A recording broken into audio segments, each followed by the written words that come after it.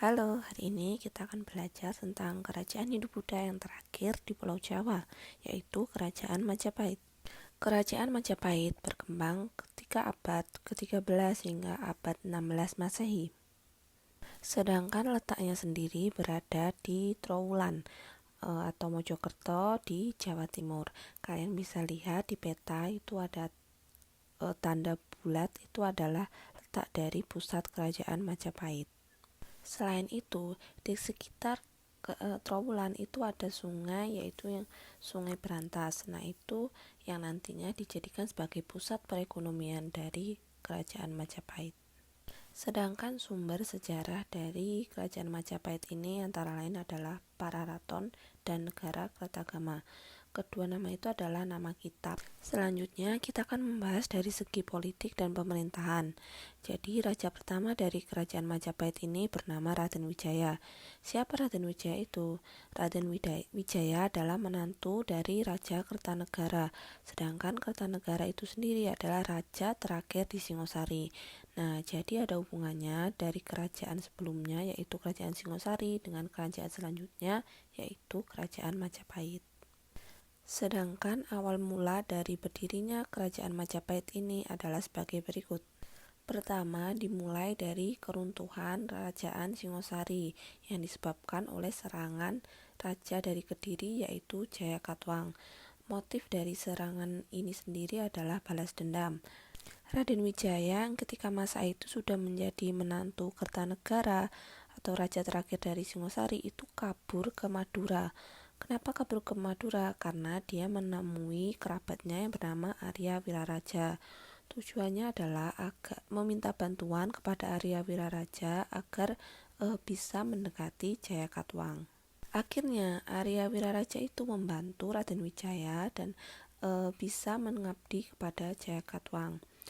Ketika sudah diterima pengabdiannya, Raden Wijaya itu diberi sebidang tanah di hutan tarik di Mojokerto. Nah, ketika proses pembabatan dari hutan tarik itu sendiri, banyak ditemukan buah maja di hutan tarik. Nah, itulah yang menjadi asal-usul nama Kerajaan Majapahit. Untuk gambar dari buah maja bisa kalian lihat, sudah saya tampilkan di slide video. Namun, ada kejadian tidak terduga, yaitu ketika Raden Wijaya mengabdi kepada Jayakatwang, datanglah pasukan dari Mongol atau Cina yang dipimpin oleh Kubilai Han yang tujuannya itu untuk menyerang Singosari. Padahal ketika itu Singosari itu sudah runtuh dikalahkan oleh Jayakatwang. Nah, kenapa pasukan Mongol bisa ingin menyerang Singosari? Karena ketika masa Kertanegara itu pernah mempermalukan utusan dari pasukan dari Cina karena tidak ingin Singosari itu di bawah pimpinan dari kerajaan Mongol. Kemudian karena merasa malu utusannya dipermalukan oleh Singosari, pasukan Mongol ini berusaha untuk menyerang Singosari. Tetapi karena jarak antara Cina dengan Pulau Jawa itu terlalu jauh, waktu sampainya juga terlalu lama. Ketika pasukan Mongol sudah sampai di Singosari, Singosari sudah keburu hancur dikalahkan oleh Jayakatwang dari Kediri. Tetapi pasukan Mongol ini tidak tahu bahwa Singosari itu sudah hancur. Nah, inilah yang dimanfaatkan oleh Raden Wijaya, yaitu untuk mengadu domba antara kerajaan Kediri dengan pasukan Mongol. Dan akhirnya terjadilah pertempuran antara pasukan Kediri dengan pasukan Mongol dan dimenangkan oleh pasukan Mongol. Kesimpulannya, pasukan Mongol berhasil mengalahkan pasukan Jayakatwang dari Kediri. Setelah berhasil, mereka itu mengadakan pesta perayaan dengan cara mabuk-mabukan. Nah, ketika malam hari, ketika pasukan Mongol itu sudah mabuk dan tidak bisa melakukan apa-apa, pasukan dari Raden Wijaya itu menyerang pasukan Mongol. Karena tidak ada persiapan, akhirnya pasukan Mongol itu kalah, banyak yang meninggal, dan beberapa yang masih hidup itu disuruh Raden Wijaya kembali ke Cina lagi. Sampai di sini, akhirnya Raden Wijaya itu berhasil mengalahkan Jayakatwang dari Kediri dengan memanfaatkan pasukan Mongol. Karena sudah berhasil mengalahkan Kediri dan mengusir pasukan Mongol, sehingga tidak ada rintangan lagi. Raden Wijaya itu akhirnya menobatkan diri sebagai raja dari kerajaan baru, yaitu Kerajaan Majapahit. Raden Wijaya ini memiliki gelar yaitu Sri Kertarajasa Jayawardana. Kemudian Raden Wijaya itu wafat tahun 1309 Masehi dan dimakamkan di Antapura. Itulah kisah dari berdirinya Kerajaan Majapahit. Sebelum lanjut ke raja selanjutnya, saya jelaskan dulu silsilah raja-raja dari Kerajaan Majapahit. Yang pertama pendirinya tentu saja Raden Wijaya, yaitu memerintah dari tahun 1293 sampai 1309. Nah, setelah Raden Wijaya ini meninggal, tahta raja itu diserahkan kepada anaknya yang bernama Jayanegara. Jayanegara ini memerintah cuma sebentar, yaitu dari tahun 1309 sampai 1328.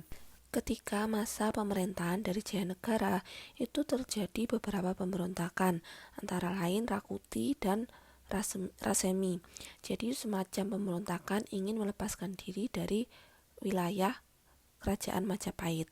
Selain itu, muncul salah satu tokoh yang nantinya itu akan sangat berpengaruh di masa raja-raja selanjutnya, yaitu bernama Gajah Mada. Awalnya Gajah Mada ini adalah pemimpin dari pasukan Bayangkari atau pelindung raja. Kalau di masa sekarang itu semacam pas pampres dari presiden. Kemudian masa pemerintahan dari Jayanegara ini tidak lama. Di tahun 1328 Jayanegara ini wafat dan digantikan oleh saudarinya, yaitu bernama Tribhuwana Tunggadewi. Nah, kenapa kok digantikan oleh saudarinya? Karena ketika wafat Jayanegara itu tidak meninggalkan keturunan, jadi nggak punya anak.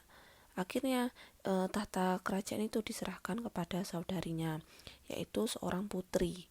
Jadi setelah Jayanegara itu pimpinan berubah menjadi ratu, bukan raja lagi. Ketika masa Tribhuwana Tunggadewi ini, tokoh yang sebelumnya sudah berpengaruh di masa Jayanegara, yaitu Gajah Mada, itu mulai semakin menunjukkan pamornya. Jadi ketika masa ini Gajah Mada itu mengucapkan Sumpah Amukti Palapa atau biasa disebut Sumpah Palapa. Gajah Mada itu bertekad untuk menyatukan seluruh wilayah dari Kerajaan Majapahit yang nantinya disebut dengan Nusantara. Kemudian Tribhuwana Tunggadewi ini memerintah dari tahun 1328 hingga 1350. Jadi Tribhuwana Tunggadewi ini turun dari tahta bukan karena wafat, tapi karena dia ingin mengabdikan dirinya untuk dalam segi agama, yaitu menjadi biksu.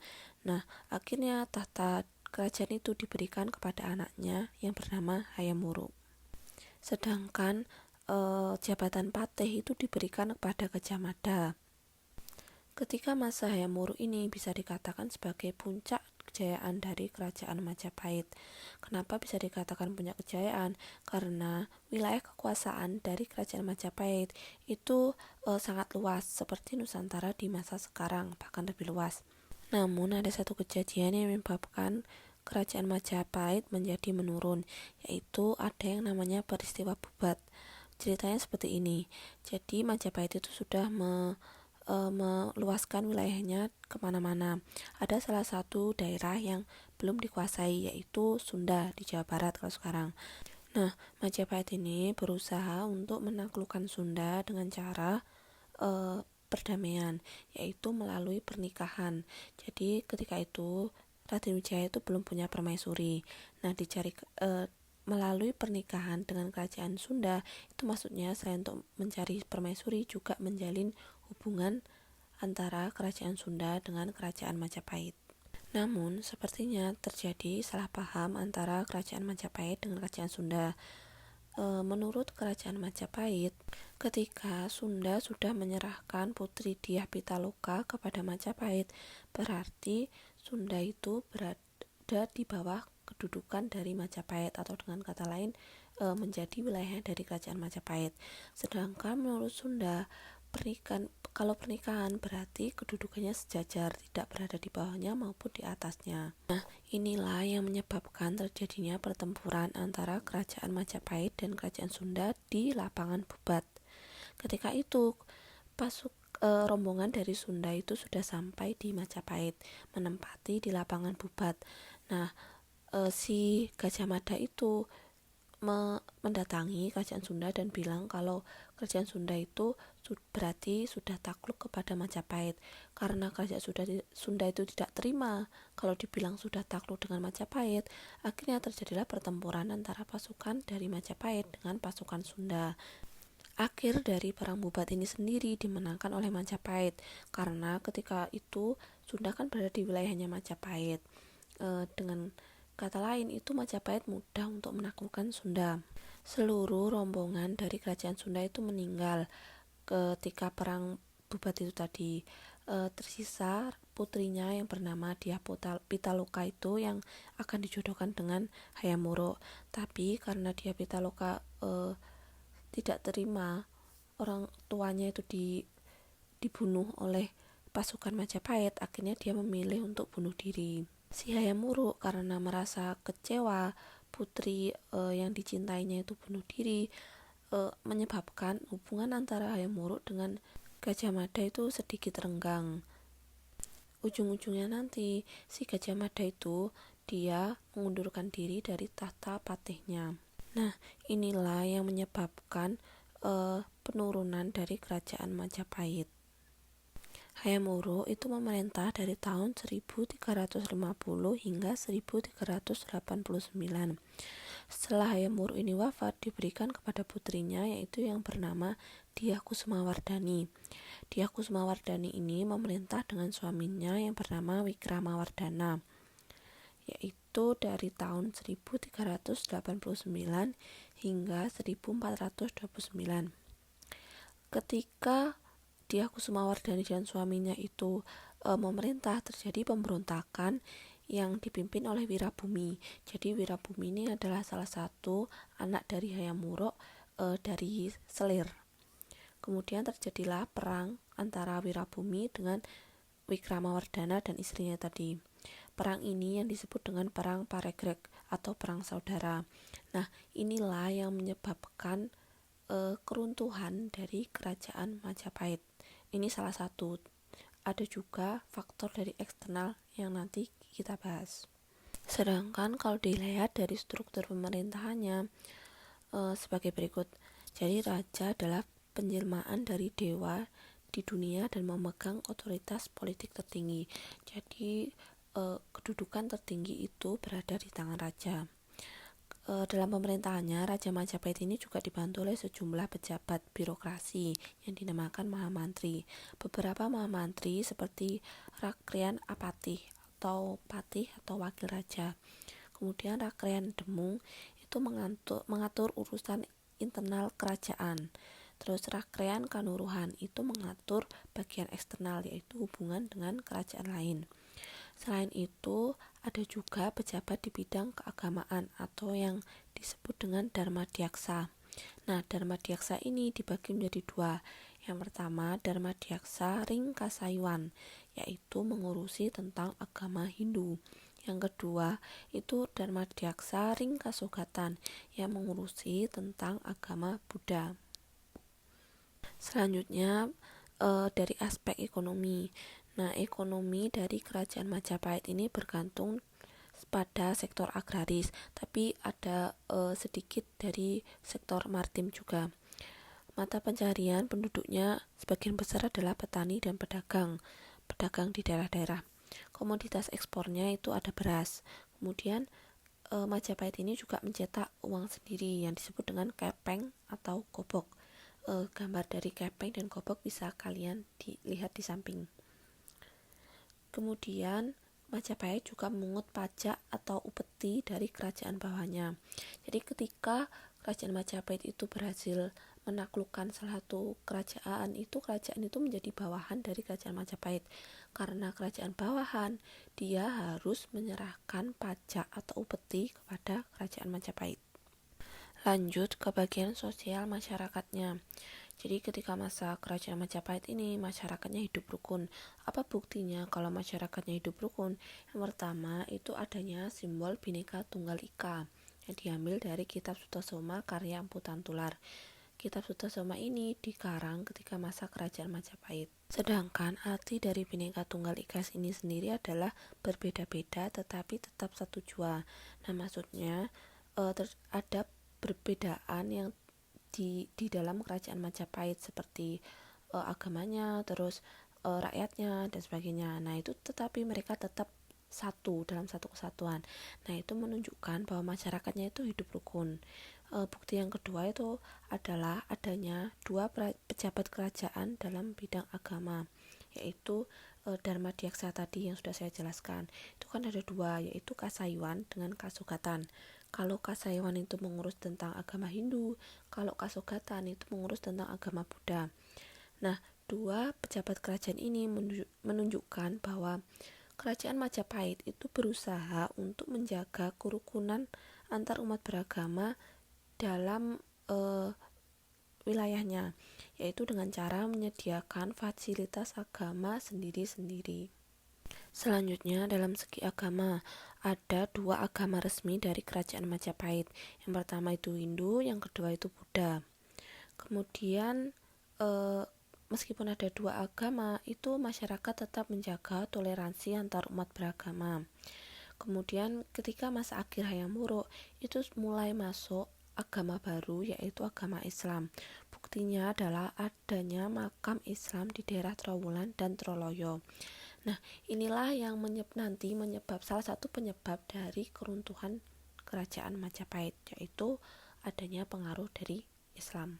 Aspek yang terakhir adalah aspek budaya. Jadi, ada banyak budaya dari kerajaan Majapahit. Yang pertama adalah bentuk karya sastra. Karya sastra ini biasanya berupa kitab. Yang pertama ada kitab Negara Kertagama, terus kitab Sutasoma yang tadi sudah dijelaskan, terus kitab Arjuna Wijaya, kemudian Panji Wijayakrama, Usana Jawa, Pararaton, Ronggolawe, Surandakan, Sundayana, dan sebagainya. Kemudian dari segi bangunan, yang pertama dalam bentuk pintu gerbang. Ini ada dua, letaknya ada di Trowulan, di Mojokerto. Yang pertama Wringin Lawang. Nah, itu bisa kalian lihat bentuknya seperti itu. Nah, itu kan banyak digunakan di daerah-daerah seperti dijadikan pintu gerbang itu loh, di bagian gang-gang. Bentuk dari Waringin Lawang ini banyak diadopsi di beberapa daerah seperti di desa-desa. Ketika akan memasuki suatu gang itu diberi gapura seperti Waringin Lawang. Kemudian ada Candi Bajang Ratu. Nah, ini gapura dalam bentuk ada atapnya. Kalau Waringin Lawang itu tidak ada atapnya dan terpisah, kalau Candi Bajang Ratu ini itu ada atapnya dan bergabung. Tapi tetap di tengahnya itu ada jalan yang menunjukkan bahwa itu adalah pintu gerbang memasuki suatu daerah. Lanjut ke bangunan irigasi. Jadi ada beberapa bangunan irigasi. Yang pertama itu ada kolam segaran. Nah, ini sampai sekarang masih digunakan untuk irigasi para petani di daerah Mojokerto. Kalian mengunjungi daerah Trowulan, itu kalian bisa lihat kolam segaran ini masih ada airnya. Mungkinan dulu fungsi dari kolam segaran ini selain untuk irigasi, yaitu menampung air, kolam segaran ini juga digunakan sebagai tempat bersantai oleh raja. Jadi ketika raja menerima kunjungan dari kerajaan lain, itu dijamu di sekitar kolam segaran ini. Selanjutnya di bidang irigasi itu ada balong bunder dan balong dowo. Kalau balong bunder itu saluran air yang bentuknya bulat. Kemungkinan fungsinya adalah menampung air hujan. Sedangkan satunya yaitu balong dowo. Berarti dowo itu artinya adalah panjang, berarti saluran air yang panjang. Sedangkan di gambar itu adalah termasuk dari balong dowo. Bangunan candi dengan bangunan air.